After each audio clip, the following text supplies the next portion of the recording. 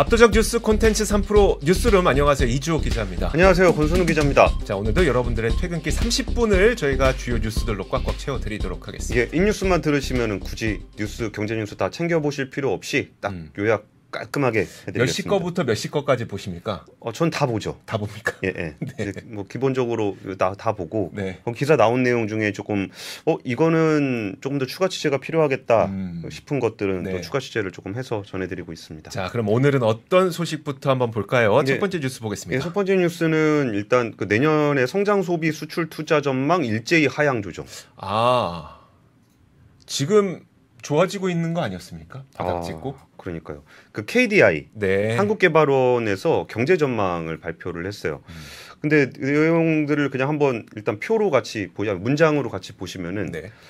성장률 같은 경우에 이게 지난 8월에 전망했던 것과 이번에 전망한 것의 차이입니다. 그러니까 한 3달 정도 지난 건데 성장률은 2.3 정도 갈 거라고 생각했는데 2.2로 줄고, 소비는 2.5 갈 거라고 생각했는데 1.8로 줄고, 투자도 줄고, 수출도 줄고, 수입도 줄고, 경상수지도 줄어든다라고 보고 있습니다. 네. 그러면서 물가 상승률 전망치는 2.5에서 2.6으로 높였습니다. 아니, 경기가 안 좋은데 물가는 더 올라간다고 전망했다고요? 예. 그래서 이유가 뭐냐라고 네. 좀 얘기를 했을 때 일단 하향 조정을 한 이유가 고금리 장기화에 대한 얘기를 했어요. 금리가 좀 높은 상태로 좀 유지가 될 거다라고 보고 있는 거고, 이게 사실 올해 전망치보다는 높아요. 올해는 1.4 정도 그 전망을 했는데 네. 그거는 일단은 수출 회복에 대한 기대감이 좀 반영된 게 있고, 네. 또 올해 성장률이 생각보다 낮았던 것에 대한 기저효과를 얘기를 해요. 그러면서 내년 경기 회복을 완만한 수준 정도로 얘기를 하고 있습니다. 그러면서 물가 상승률 전망치를 상향 조정한 거는 국제 유가를 반영하기 때문이라고 하고 있어요. 네. KDI에서 8월에 전망할 때는 대충 80달러 내외, 내년에는 75달러 정도 내외를 가정했는데 이번에는 올해 내년 모두 85달러 내외로 전제로 했습니다. 근데 최근에 유가 되게 많이 내렸는데 80달러 밑으로 내렸죠? 네. 그거 좀 해주면 안 돼요? 리포트 쓸 때랑 발간할 때랑 지금 달라진 거죠. 그러니까 이런 부분들이 뭐 이게 여기엔 약간 좀 지정학적인 불확실성이 있다 보니까 네. 뭐 이걸 가지고 KDI가 좀 너무 보수적으로 잡았다라고 얘기하기에는 조금 어려울 수도 있을 텐데 저희 마음 같아서는 그래도 좀 내렸는데. 저 근데 이런 뉴스 볼 때마다 좀 궁금한 게 이게 각 기관마다 전망치가 막 서로 다르게 나오잖아요. 이런 서로 다른 뉴스들, 그러니까 성장률만 하더라도 내년 성장률이 여기에선 2%, 여기선 2.2%라고 하는데 이런 다양한 뉴스들은 좀 어떻게 우리가 소비를 해야 되는 거예요, 이게? 그러니까 경제 전망을 제가 조금 시니컬하게 얘기하면은 네. 진짜 내년에 맞추려는 것보다 그러니까 지금 내년을 어떻게 보는지를 보는. 시점이 내년이 아니라 지금이네요. 그렇죠. 그러니까 내년 됐을 때는 또 그때 가서 전망을 하는 거고, 그때의 미래를 전망하는 거고.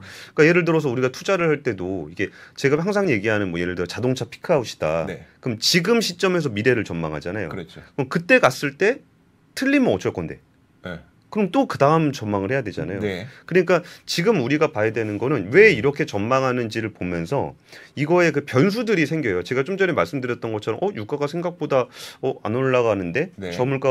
저유가가 좀 유지가 되는데라고 하면은 좀 달리 봐야 되는 게 지금 내년 소비 증가율 전망치를 하향 조정한 것도 유가가 고유가가 되면 소비 여력을 낮출 거다라는 전망이에요. 그렇죠. 근데 고유가가 생각보다 안 오고 계속달러 70달러 선으로 유지가 된다라고 한다면 여기 KDI가 전망했던 것보다 소비가 괜찮겠구나. 네. 왜냐하면 내년 지나가고 나면 KDI도 또 그걸 반영해서 전망을 한 거기 때문에 네. 그래서 그 전망의 근거들을 보면서 지금 우리 경기, 그러니까 전망하고 있는 것과 지금 현재 우리가 어떤 상황에 있는지를 같이 비교를 해보시면 좋은데 내용이 좀 어려워요. 그렇게 하기가. 근데 지금 어쨌든 나온 얘기는 서비스 수출이 기대에 못 미칠 것으로 예상을 했는데 이거는 중국인 관광객들이 생각보다 별로 안 오더라. 네. 그런 부분들이 반영이 돼 있어요. 그리고 이번에 뭐 파라다이스하고 GKN 오늘 실적 발표한 거 보니까 일본인 관광객. 그러니까 중국 사람 와서 카지노 좀 할 줄 알았더니 오히려 일본 사람들이 와서. 되게 특이했던 게 명동에 제가 자주 간다 말씀드렸잖아요. 그 환전소가 이제 곳곳에 있는데 일본 엔화를 이제 원화로 바꾸시는 분들 굉장히 많습니다. 그래서 우리나라만 엔화가 그러니까 지금 싸니까 갈 줄 알았는데 일본 분들 굉장히 많이 오시더라고요. 근데 사실 원화도 쌉니다. 그렇긴 하죠. 그리고 일본 사람들은 오히려 그 베팅을 한다 그러면 성장률에 베팅한다 그러면 오히려 원화 쪽을 더 강하게 보는 경향들이 좀 있어요. 그 얘기는 알겠습니다. 오늘 뭐 엔화 얘기 하는 시간은 아니니까 네. 다음으로 넘어가겠습니다. 자, 다음 뉴스 한번 보도록 하겠습니다. 다음 뉴스 헤드라인 보여주시죠. 자, 다음 뉴스 헤드라인은요. 어제 권 팀장님이 전해주셨던 이야기의 연장선 뉴스가 또 나와서 전해드리는 겁니다. 자, 금융감독원장의 비판에도 상호금융은 우리는 전파 안 줄였어요 라고 했다는 건데 뭐냐면 어제 이복현 금감원장이 은행들이 자꾸 점포를 줄이면서 지역에 있는 서민들 그리고 고령의 어르신들이 금융 서비스를 이용하기 어렵다는 비판을 했다는 내용이 나왔었잖아요. 거기에 대해서 오늘 바로 상호금융 쪽에서는 좀 대응을 한 겁니다. 그림과 함께 한번 보시면요.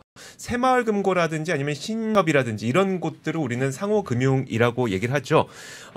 이걸 머니투데이에서 정리를 너무 잘해왔기 때문에 원래는 이러면 안 되는데 좀 도움을 좀 받았습니다. 따왔는데 지금 뭐 5대 시중은행들은 진한 색을 보시면 됩니다. 뭐 KB는 84개의 점포, 그다음에 신한은도 한 몇 개입니까? 18개. 이렇게 다 줄어드는데 새마을금고와 신협은 오히려 합쳐서 17개 점포가 늘었다는 것을 보여주는 건데요.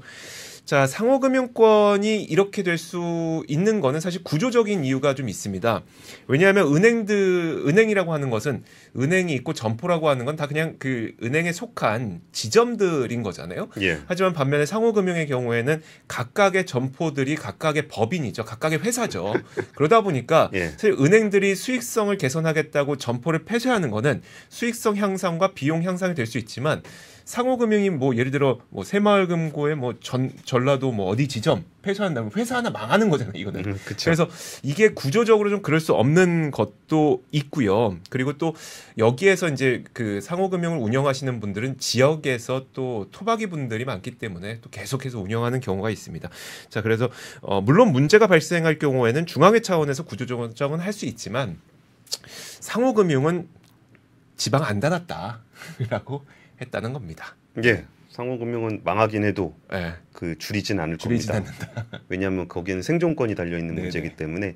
근데 사실 우리가 고민해봐야 되는 문제긴 해요. 이게 그 은행의 점포를 줄이는 이유를 뭐 방송 보시는 분들 대부분 아실 거예요. 네. 이게 그 일단 사람들이 은행을 잘 안 가잖아요. 그렇죠. 그리고 이제 디지털 환경으로 전환이 되면서 근데 그러면서 이게 사실 그 정말 은행을 이용할 만한 사람이 줄어들어 있는 것도 맞고 네.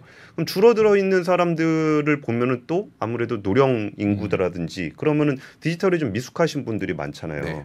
그러다 보니까 이거를 그러면 좀 줄이는 건 어쩔 수 없는 건데 그러면 거기에 금융 접근권을 어떻게 할 것인가의 문제를 고민을 해야 된다라는 얘기로 살짝 얹어서 제가 다음 뉴스 전해드리려고. 네, 알겠습니다. 그 자동차 정비업 협회가 세종시 정부청사 앞에서 생존권 사수 결의 대회를 열었습니다. 네. 이것도 사실 우리가 한번 고민을 했던 영역인데 정비 수요가 적은 전기차가 대중화되면서 폐업이 잇따르고 있어서. 아, 전기차가 되면 정비가 좀 줄어들겠군요. 예, 예. 그러니까 이게 사실 정비에서 가장 중요한 얘기가 엔진 관련 부품이에요. 네. 근데 전기차가 되면은 부품 수가 거의 뭐 3분의 1? 그러니까 엔진 내연기관차가 한 3만여 개 정도 되고 네. 한 15,000개 정도 되니까 절반 이하로 네, 줄어들게 돼요. 네. 근데 그 중에 대부분 부품이 엔진 부품이거든요. 근데 그러다 보니까 이 전기차가 늘어날수록 내연기관 차량에 대한 정비 수요가 줄어들게 되고 네. 그러면서 폐업을 많이 하게 된다는 거고 그 정비업들이 이제 모여 있는 협회 쪽에서는 서울조합 소속 정비업체가 5년 전에 2,700곳에서 현재 1,700곳으로 감소했다는 거예요. 네. 그러니까 굉장히 많이 줄어들었죠. 근데 그러다 보니까 이제 협회에서는 이게 탄소 중립 정책이 대기업 위주로 추진된다. 네. 물론 전기차 만드는 건 대기업이죠. 그렇죠. 네. 예, 그리고 이제 그 자영업자인 정비업체가 배제됐다라고 지적을 하고 있는데 사실 이 문제를 가지고 네. 그래서 전기차 전환하면 안 된다라고 할 수도 없잖아요. 그럴 수는 없죠. 그런데 정비 수요가 줄어들잖아요. 네. 그러면 이분들을 어떻게 해야 될 것이냐? 네. 라는 부분들은 사실 고민이 될 수밖에 없는 그러네요. 영역이에요. 네. 그래서 이런 부분들도 전기차 전환이 되면은 이런 부분들도 우리 사회의 어떤 그 갈등 요인이 되겠구나 네. 라는 라는 부분들에 대한 것 때문에 좀 인상적이었고 또 하나 뉴스를 좀 연결해서 보면은 지금 차트 한번 같이 보여주시면은 예. 이게 한 차트는 진짜 거기 뭐 가격 반토막난 차트하고 네. 하나는 거의 뭐 52주 신고가를 기록하고 있는 차트인데 이게 뭐냐면은 팔라듐입니다. 팔라듐. 팔라듐 맞아요. 가격 엄청 떨어졌죠. 네, 팔라듐 가격이 엄청나게 떨어졌는데 이게 왜 팔라듐이냐?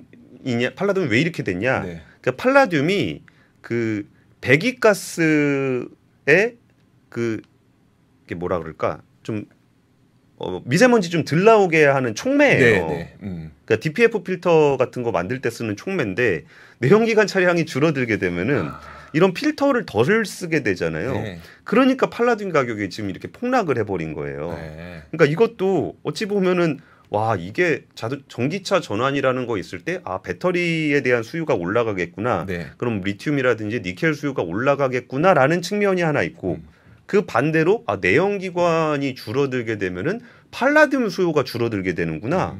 라는 부분들도 있어요. 네. 그러니까 어떻게 보면은 우리 사회적인 측면에서 봤을 때는 이제 내연기관을 정비하던 분들의 어떤 그런 그 경제성이 떨어진다라는 부분들이 사회 갈등 요인이 될 수 있다라는 변화를 볼 수도 있고 네. 또 투자를 하는 입장에서는 아 그럼 팔라듐 수요가 줄어들겠구나. 그 아까 전에 이게 2배 가격 올라갔던 거는 네. 팔라듐 그 매도. 그러니까 인버스죠, 인버스 상품. 예, 네. 그거는 2배 이상 올라간 그런 모습을 또 보이고 있었어요. 그리고 사회적인 부분 그리고 투자 관점에서도 아 이런 변화가 여기까지 연결이 되는구나를 한번 살펴볼 수 있는 지표가 아니었나 싶어요. 생각보다 우리가 기술 발전에 대한 이야기를 많이 하는데 그 기술 발전이 됐을 때 직접 피해받는 산업에 대해서는 사실 약간 등한시하는 경우, 그러니까 제대로 못 보는 경우들이 꽤 많은 것 같습니다. 정비업계도 오늘 처음 딱 와닿네요. 그러니까 없어지는 건 아니지만 좀 피해를 보실 수 있겠구나. 그러니까 문제가 될 거라는 생각은 들었었는데 네. 이게 또 직접적으로 행동에 나서니까 조금 더 눈에 띄었던 것 같아요. 그러니까요. 예. 자, 다음 뉴스 한번 보도록 하겠습니다. 헤드라인 주시죠. 자, 다음 뉴스는 이 소식 한번 전해주시죠. 저도 이거 굉장히 궁금합니다. 이것도 이제 이번에 요새 관련 뉴스구나. 이게 이 뉴스가 좀 나오면서 제가 같이 취재를 했던 건데 네. 지금 그 SK온이 서산 공장을 짓고 있는데 그 서산 공장이 굉장히 사이즈가 커요. 네. 그래서 근데 이 공장의 그 수요 위축에 한시적으로 그러니까 공장 증설을 중단한다라는 내용이에요. 네. 그래가지고 이 부분들을 좀 알아봤습니다. 정말 이거 저거 감소하는 거냐? 라 그랬더니 일단 그 SK온 쪽에서 하는 얘기는 이게 3차에 걸쳐서 자금 집행이 되는데 네. 2차에서 그 아직 이사회 쪽에서 의견이 그 결정이 안 돼가지고 그거 자금 집행하는 부분들이 좀 있어서 그렇다라는 얘기를 하고 있어요. 그래갖고 최종적으로 이게 지금 배터리 수요 줄어드는 부분하고 이거는 2025년 이후에 지금 짓는 거는 나오는 거라 직접적인 관련은 없다. 그래가지고 지금 공사 지연 조금 되긴 했는데 그게 2025년 물량이고 그때 공장이 완공되는 것까지 해서 지연이 되는 건 없다라고 좀 얘기는 하고 있어요. 네. 그러니까 어찌 보면은 약간 기술적인 문제, 테크니컬한 문제, 그러니까 자금이 지금 들어가야 되냐, 나중에 들어가야 되냐 이런 거의 문제이지 이게 뭐 수요가 안 돼서 공장을 안 짓겠다 뭐 이런 얘기는 아니다라고 설명은 좀 했어요. 그래서 이 부분은 조금 더 객관적으로 그냥 양측 입장을 그냥 보게 되면은 SK온 입장에서는 그거 잠깐 자금 집행 문제지 뭐 이거 전혀 수요 위축과는 관련이 없다라는 얘기고요. 그리고 이거를 바라보는 또 다른 시각의 얘기를 들어보니까 공장 건설 지연되면 돈 더 드는데 뭐 그렇게 되겠느냐. 그래서 3%가 2차 전지 까는 거 방송한다고요? 지금 이거 공장 증설 한시 중단 아니라는 말씀 드리고 수요 위축의 한시 중단 아니라는 말씀 드리고 있는 거잖아요. 저렇게 보면 안 된다는 이야기를 좀 드리고 있는 거죠, 저희가. 이게 테크니컬하게 이사회 결의가 곧 다음 주에 있을 건데 그때 결의가 되면 자금 집행되고 공장 완공까지는 거기에는 계획적인 차질은 없을 거다. 그리고 여기서 만들어지는 그 배터리가 25년에 현대차가 지금 전기차 공장 울산에 새로 짓고 있는 거 있잖아요. 거기에 연동해서 가는 거예요. 그러니까 SK가 마음대로 우리 공장 좀 못 짓겠습니다. 이렇게 할 수는 없는 거죠. 완공되면은 바로 배터리 납품을 해야 되는 공장이기 때문에 지금은 조금은 좀 그 자금적인 테크니컬한 이슈 정도로 보는 게 현재로서는 제일 객관적인 얘기인 것 같습니다. 네, 알겠습니다. 그렇군요. 저도 뉴스 보고 되게 궁금했습니다. 자, 다음 뉴스 한번 보시죠. 다음 뉴스는 헤드라인 보겠습니다. 이것도 우리 권 팀장님이 좀 전해주셔야 될 것 같은데. 이게 순서가 바뀌었나요? 예, 이거는 이조 기자가 조금 처리를 좀 해주시고 이 네. 뉴스 전에 바뀌었습니다. 아, 예, 바뀌었습니다. 예. 아, 그럼 롯데 쇼핑부터 한번 볼까요? 그러니까 롯데 쇼핑 오늘 실적이 나왔는데 그냥 개별 기업의 실적이 어떤지의 궁금증보다는 사실 요즘에 제가 또 이게 유통 쪽을 약간 취재를 하고 있다 보니까 예, 예. 과연 다른 유통업체들은 좀 어떤 실적을 보이고 있을까에 대한 관심이 많았거든요. 근데 오늘 보니까 롯데 쇼핑의 매출이 6.8% 감소했음에도 불구하고 롯데 쇼핑이 흑자로 돌아섰습니다. 이익이. 그래서 뭐가 좋아진 거지? 뭐 지금 시장이 좋아졌나? 다들 지갑 닫고 있을 텐데 이런 의구심이 있어서 한번 봤는데요. 한번 보면 일단 매출액은 표와 함께 보시죠. 매출액은 3조 7,391억 원으로 작년보다 6.38% 줄었지만 당기순이익이 618억 원으로 작년 적자에서 흑자로 돌아섰습니다. 참 좋은 거죠. 그러니까 그러면 사실 근데 지금 보시면은 백화점도 줄어, 마트도 줄어, 슈퍼도 줄어, 하이마트 줄고, 홈쇼핑 줄고, 컬처웍스 줄고 매출이 다 줄었는데 예. 어떻게 이익이 늘어났지? 사실 우리가 유통업체 볼 때는 이렇잖아요. 인플레이션이 오게 되면 같은 양의 물건을 팔아도 판매 금액이 높아지기 때문에 원래 예. 매출은 높아지는데 지금 인플레이션에 매출조차 다 줄어들었단 말이죠. 그런데도 불구하고 수익성이 높아졌다. 이게 어떤 것인지 한번 보여드리도록 하겠습니다.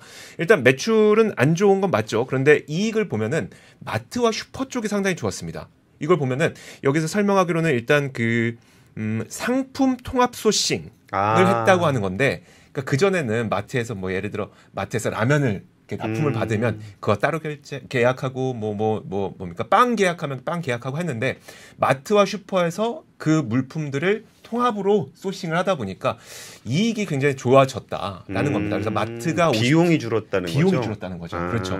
그래서 마트가 57%의 이익이 높아지고 그 다음에 슈퍼에서도 한 100% 넘는 이익이 높아지고 그리고 저는 조금 특이했던 게 이거였었는데요.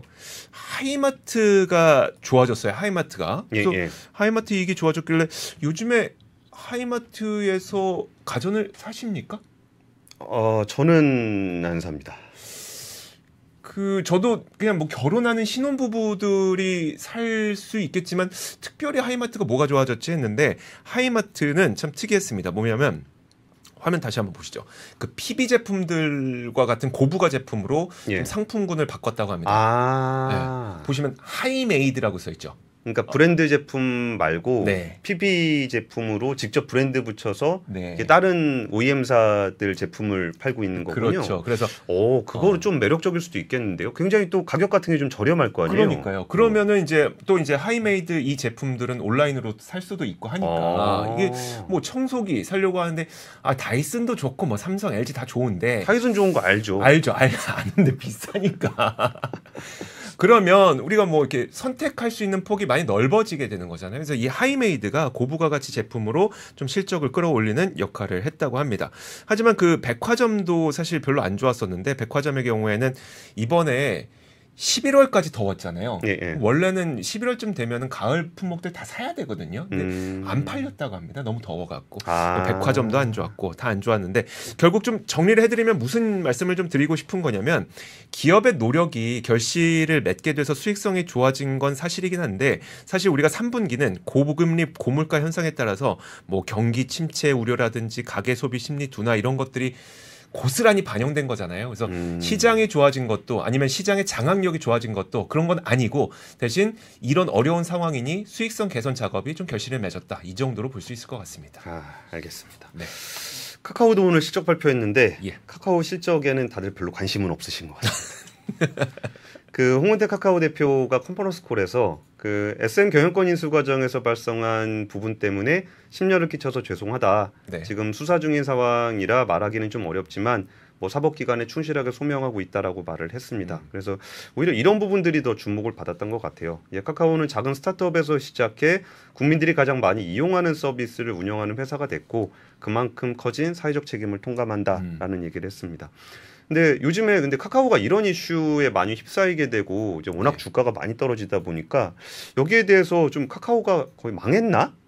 하시는 분들도 좀 계실 텐데 매출은 3분기 매출액은 지난해 같은 기간보다 16% 성장한 2조 1,600억 달성을 했고요. 영업이익은 조금 감소했습니다. 7% 감소한 1,400억 기록했습니다. 같이 한번 보시면은 이거 왜 2분기라고 나오죠?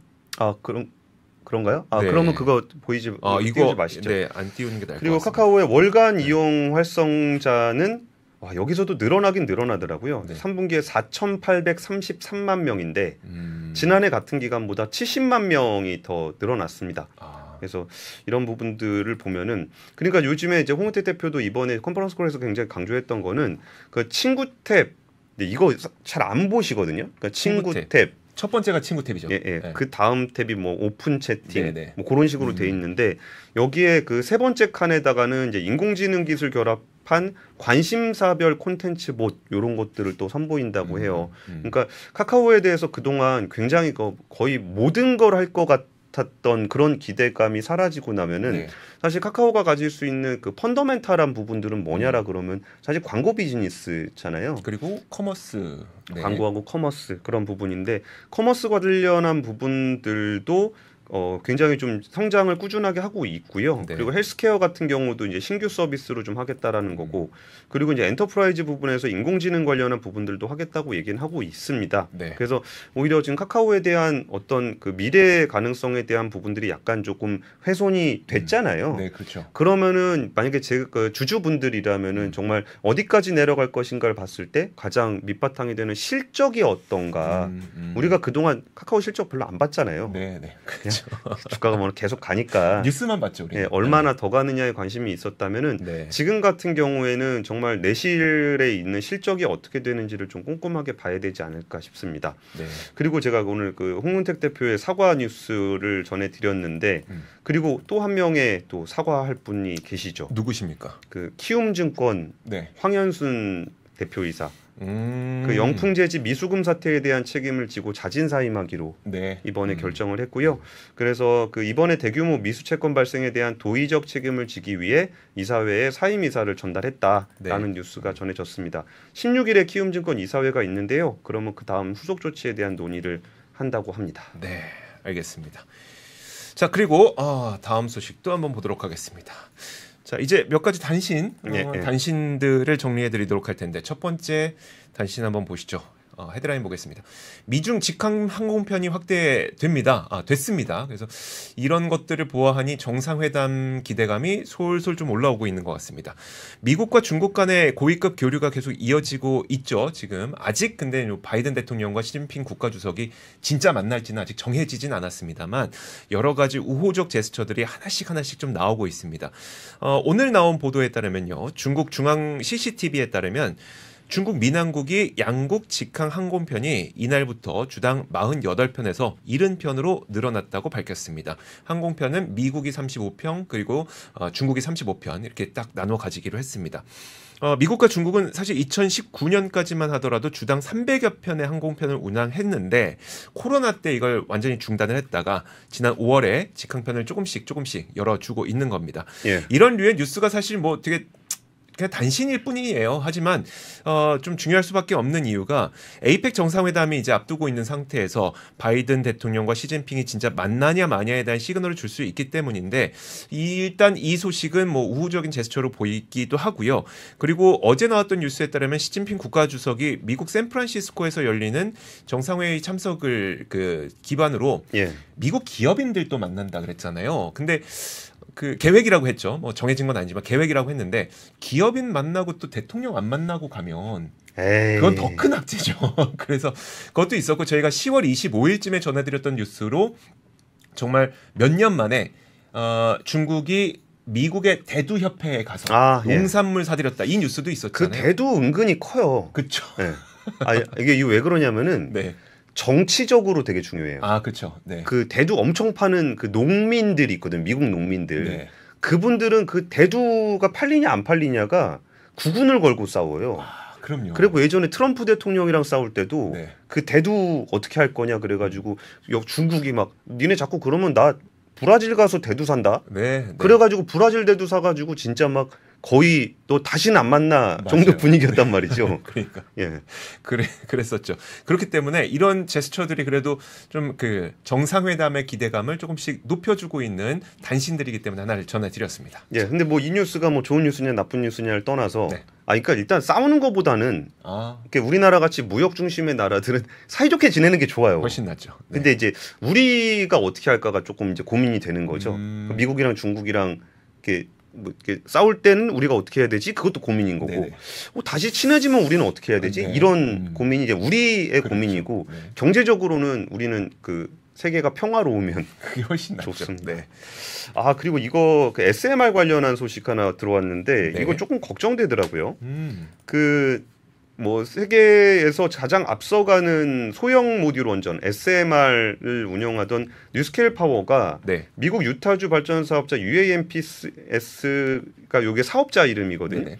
근데 여기서 발전소 건설 계획을 철회한다라는 소식이 외신을 통해서 전달이 됐어요. 그러면서 이게 설계 변경이 자꾸 이루어지다 보니까 네. 처음에 생각했던 것보다 비용이 53% 정도 늘어났고 음. 그 정도가 늘어나게 되면은 좀 이게 사업성이 좀 떨어진다 그래가지고 애초에 사업을 하기로 했던 지방자치단체들이 빠지는 모습들도 나타났다는 거예요. 네. 근데 여기 뉴스케일 파워 같은 경우는 우리나라의 두산 에너빌리티가 투자금 같이 넣어서 뭐 이런저런 업체들 합쳐갖고 한 1,300억 정도 지분 투자를 했거든요. 네. 그러면서 여기에 그 참여를 했던 그 목적 중에 하나가 지분 투자를 했던 목적 중에 하나가 거기에 다양한 기자재들을 또 두산 에너빌리티가 잘 만들잖아요. 네. 그런 게 있고 이제 거기에 삼성물산 같은 경우도 여기에 지분 투자를 해서 이제 참여를 하고 있는 그런 상황인데 그러다 보니까 이게 그 CFPP 사업 중단 발표가 나면서 뉴스케일 파워 주가가 어제 한 20% 이상 급락했어요. 네. 그래서 이런 부분들에 대해서 좀 걱정이 되는 게 하나 있고 또 하나는 지금 이제 전 세계에서 가장 앞서가는 SMR 프로젝트가 차질을 빚게 되다 보니까 그러면은 우리나라도 이제 앞으로 6년간 3,900 거의 한 4천억 정도 투자해서 혁신형 소형 모듈 원자로 기술 개발 사업 추진하고 있거든요. 네. 근데 요거를 이제 우리가 이제 표준 설계나 검증 인허가 심사 거쳐서 28년까지 표준 설계 인가 획득을 목표로 하고 있어요.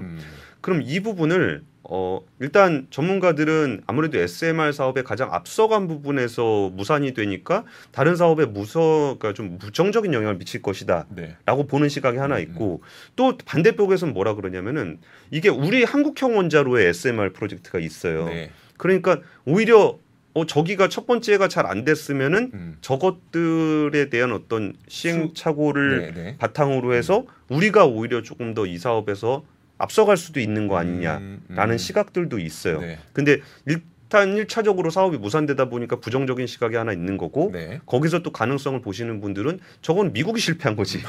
네. 한국이 실패한 건 아니잖아요. 그렇죠. 그럼 우리 독자 개발 SMR을 다시 볼 필요가 있다. 이런 얘기가 좀 있습니다. 알겠습니다.